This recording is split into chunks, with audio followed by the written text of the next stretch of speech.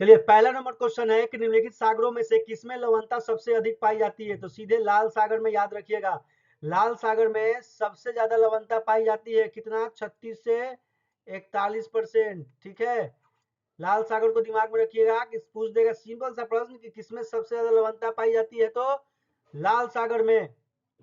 और ये किस देशों के साथ सटी हुई है? ये चारों पर काम कर लीजिएगा मैप में जाके, अरब सागर, भूमध्य सागर, उत्तरी सागर, लाल सागर, ये किन किन देशों से सटी हुई है। ठीक है, जैसे अरब सागर क्या है, बे ऑफ बंगाल में से सटा हुआ है।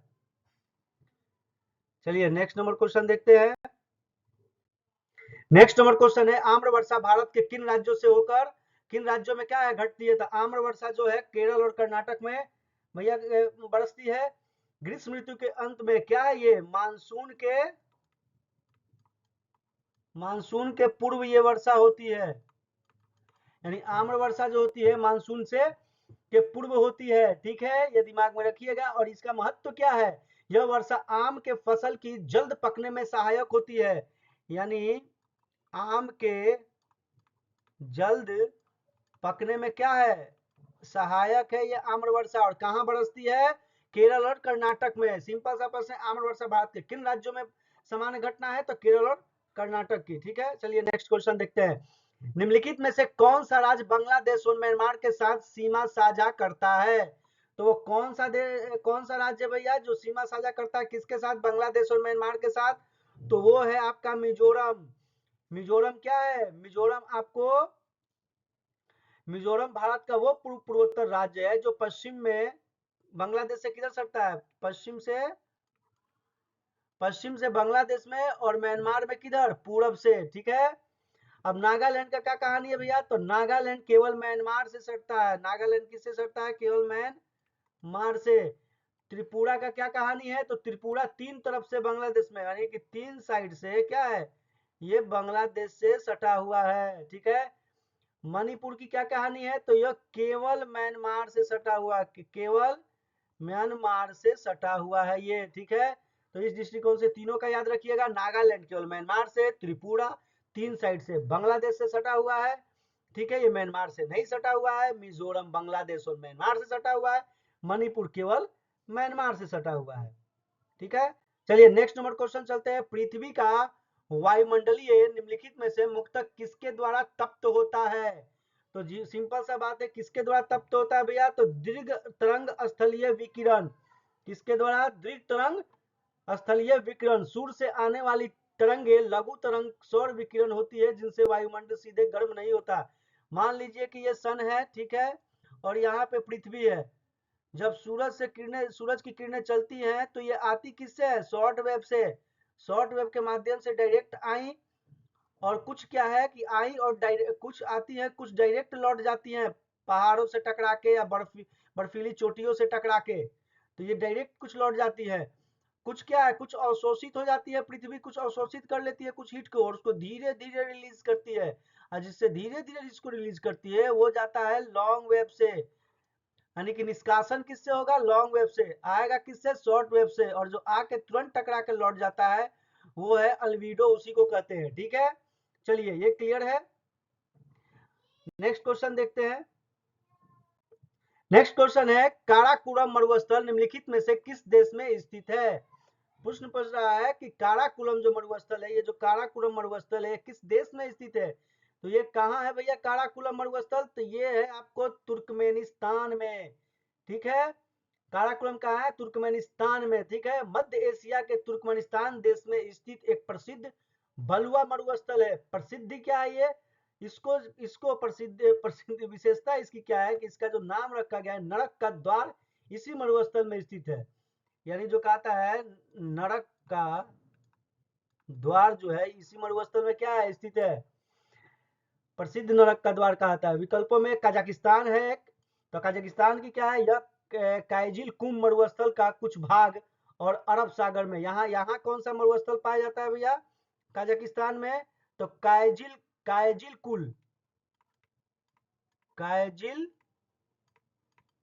कुल मरुस्थल यहाँ पाया जाता है। ठीक है, ये दिमाग में रखिएगा, काइजिल कुल मरुस्थल कहाँ पाया जाता है? तो कजाकिस्तान में। तजाकिस्तान में क्या है भैया? तो ताजिकिस्तान में आपको क्या है, पामीर का पठार है, ठीक है। किर्गिस्तान में क्या है, तो तियेने शान पर्वत श्रृंखला स्थित है। कौन कौन पर्वत श्रृंखला, ये से तियेन शान पर्वत श्रृंखला, ठीक है, याद रखिएगा। कजाकिस्तान में कजिलकुल मरुस्थल है, ताजिकिस्तान में पामीर का पठार है, और किर्गिस्तान में तेलेशान श्रृंखला है, और तुर्कमेनिस्तान में तो देख ही लिया काराकुलम मरुस्थल है। चलिए नेक्स्ट नंबर क्वेश्चन देखते हैं। नेक्स्ट नंबर क्वेश्चन है विदेशी मुद्रा प्रबंधन विनियम फेमा कब अस्तित्व में आया। ठीक है, सीधे पूछता है कि फेमा जो है आपको ये कब अस्तित्व में आया। ठीक है, ये क्या है, विदेशी मुद्रा प्रबंधन करता है। तो ये कब आया फेमा, तो फेमा सीधे आया, याद रखना है 1999। पूछ देगा फेमा कब आया, तो 1999 संसद द्वारा 1999 में क्या है, पारित किया गया, और 1 जून 2000 को पूर्ण लागू किया गया। यानी कि इसको जो है आपको संसद द्वारा क्या है 1999 में क्या है पारित किया गया। ठीक है, और इसको पूर्णतः लागू कब किया गया, तो जब पूछ देगा लागू कब किया गया, तो लागू किया गया 1 जून 2000 को, 1 जून 2000 ईस्वी को इसको लागू किया गया पूर्णतः। ठीक है, इससे कठोर नियम वाले फेरा 1973 का स्थान लिया और विदेशी व्यापार एवं भुगतान को सरल बनाया। इससे पहले क्या था, 1973 में फेरा था, इसको संशोधन करके 1999 में पारित किया गया, और 1 जून 2000 को इसे लागू कर दिया गया, और थोड़ा सा भी कठोरता को क्या किया गया, सरल बनाया गया। ठीक है, चलिए नेक्स्ट क्वेश्चन देखते हैं। नेक्स्ट क्वेश्चन क्या है, नेक्स्ट क्वेश्चन कहता है विश्व सामाजिक सुरक्षा रिपोर्ट निम्नलिखित में से किसके द्वारा जारी किया था। यानी कि जो पूछ रहा है कि विश्व सामाजिक सुरक्षा रिपोर्ट निम्नलिखित में से किसके द्वारा जारी किया जाता है, तो किसके द्वारा जारी किया जाता है, तो ये आईएलओ द्वारा। किसको, आईएलओ। आईएलओ को क्या करते हैं भैया, अंतरराष्ट्रीय श्रम संगठन। क्या है, अंतरराष्ट्रीय श्रम संगठन। ठीक है, अंतरराष्ट्रीय श्रम संगठन, इंटरनेशनल लेबर ऑर्गेनाइजेशन के द्वारा। ठीक है, यह रिपोर्ट अंतरराष्ट्रीय श्रम संगठन द्वारा वैश्विक स्तर पर सामाजिक सुरक्षा की स्थिति का आकलन करने के लिए क्या है, जारी किया जाता है। विश्व बैंक का क्या भूमिका है भैया, ये ईज ऑफ डूइंग बिजनेस और वर्ल्ड डेवलपमेंट रिपोर्ट जारी करता है। विश्व बैंक कौन सा रिपोर्ट जारी करता है, तो पढ़े ही होंगे आप लोग, ईज ऑफ क्या है, डूइंग बिजनेस, और क्या करता है, वर्ल्ड डेवलपमेंट रिपोर्ट। यानी विश्व बैंक 2 रिपोर्ट जारी करता है, ईज ऑफ डूइंग बिजनेस और वर्ल्ड डेवलपमेंट रिपोर्ट जारी करता है। ठीक है, अब यूएन महिला आयोग क्या है भैया, तो ये लैंगिक समानता हेतु संयुक्त राष्ट्र की क्या है, संस्था है। यूएन मानवाधिकार आयोग क्या है, तो ये मानवाधिकार रिपोर्ट का निगरानी करता है। और ठीक है, नेक्स्ट नंबर क्वेश्चन है भारतीय संविधान के किस अनुच्छेद के अंतर्गत राज्यसभा संसद को 2/3 बहुमत से राज्य के किस विषय पर कानून बनाने के लिए अधिकृत कर सकती है। यानी कि भारतीय संविधान के किस अनुच्छेद के अंतर्गत जो राज्यसभा है संसद को 2/3 बहुमत से राज्य के किसी भी विषय में, किसी भी राज्य के विषय पर कानून बनाने के लिए क्या है, अधिकृत कर सकती है। तो ये पावर देता है राज्यसभा को आर्टिकल 249। ठीक है, यदि राज्यसभा उपस्थित और मत देने वाला सदस्यों के 2/3 बहुमत से यह प्रस्ताव पारित कर दे तो राज्य सूची, किस सूची में, राज्य सूची के विषय में, राज्य सूची पर कोई विशेष राष्ट्रीय महत्व का है तो संसद उस पर क्या है, कानून बना सकती है। अब देख लेते हैं आर्टिकल 259 क्या है, ये निश्चित है, कुछ नहीं है। 243 में क्या है भैया, यह पंचायती राज एवं नगर पालिका से संबंधित है। ये याद रखिएगा, ये पंचायती राज से संबंधित है 243 और नगर पालिका से। ठीक है, तो 243 को आपको दिमाग में रखना है। 250 क्या है, आपातकाल की घोषणा के समय राज्य सूची के विषय पर कानून बनाने की संसद की शक्ति। आपातकाल से संबंधित है, ये 250 के तहत जो है आपातकाल के दौरान क्या होगा, आपातकाल के दौरान राज्य सूची के विषय में संसद क्या कानून बना सकती है, उसके पास शक्ति ट्रांसफर चला जाएगा।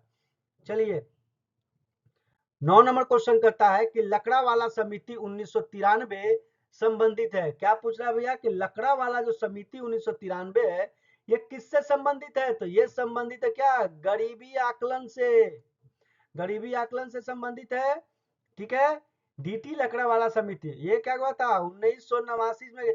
इस समिति का गठन जो किया गया था 1989 में, और 1993 में क्या था, इसने रिपोर्ट प्रस्तुत करने के समिति भारत में गरीब आकलन से संबंधित था। इसके कैलोरी उपभोग के आधार पर, और किस किस आधार पर इसने आकलन किया? तो कैलोरी उपभोग के आधार पर। ठीक है। अलग अलग राज्यों के लिए अलग अलग गरीबी रेखा आंकी। आय विषमता और आय अब बाकी देख लेते हैं। अब आय विषमता को किसने देखा? तो लॉरेंस वक्र और गिन्नी गुणांक से मापी जाती है। आय विषमता किससे मापी जाती है? तो भैया लॉरेंज वक्र और गिनी गुणांक। अंतर्राज्यीय संबंध, सरकारिया आयोग और पूछिए। अंतर्राज्यीय संबंध से कौन सा आयोग संबंधित है भैया? तो सरकारिया आयोग और पूंछी आयोग। याद रखिएगा, पूछ देगा प्रश्न बना के कि अंतर्राज्यीय से संबंधित है। अंतर्राज्यीय संबंध से संबंधित कौन सा आयोग है? तो सरकारिया आयोग, पूंछी आयोग। जैव विविधता आयोग, कस्तूरी रंगन समिति और गाडगिल समिति। याद रखिएगा, उससे पूछेगा तो क्या होगा? कस्तूरी रंगन समिति और गाडगिल समिति। यानी पूछ देगा जैव विविधता संरक्षण से संबंधित है कौन? कस्तूरी रंगन समिति और गाडगिल समिति। चलिए नेक्स्ट नंबर क्वेश्चन में चलते हैं। नेक्स्ट नंबर क्वेश्चन कहता है कि बिहार में डच, यानी डच किसको कहते थे?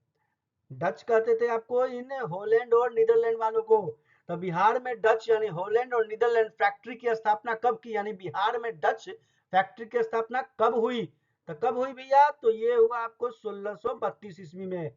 यानी बिहार में 1632 ईस्वी में डचों ने क्या किया? फैक्ट्री की स्थापना कर दी। कहाँ? पटना में। पटना में डचों ने क्या की? पटना में डचों ने 1632 ईस्वी में फैक्ट्री लगा दी, व्यापारिक कोठी लगाई। वर्तमान में पटना कॉलेज का उत्तरी भवन डच फैक्ट्री का केंद्र था। वर्तमान में पटना कॉलेज का क्या है? उत्तरी जो भवन है वो डच फैक्ट्री का केंद्र था। याद रखिएगा, पटना कॉलेज के ही उत्तरी भवन। यहाँ से मुख्य रूप से सोडा, सूती वस्त्र और अफीम का व्यापार होता था।